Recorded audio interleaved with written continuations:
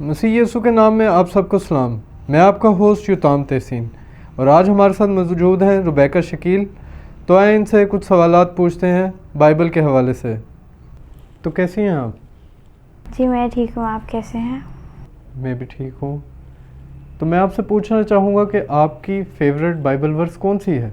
جون 3:16، کیونکہ خدا نے دنیا سے ایسی محبت رکھی کہ اس سے اپنا اکلوتا بیٹا بخش دیا تاکہ جو کوئی اس پر ایمان لائے ہلاک نہ ہو بلکہ ہمیشہ کی زندگی پائے۔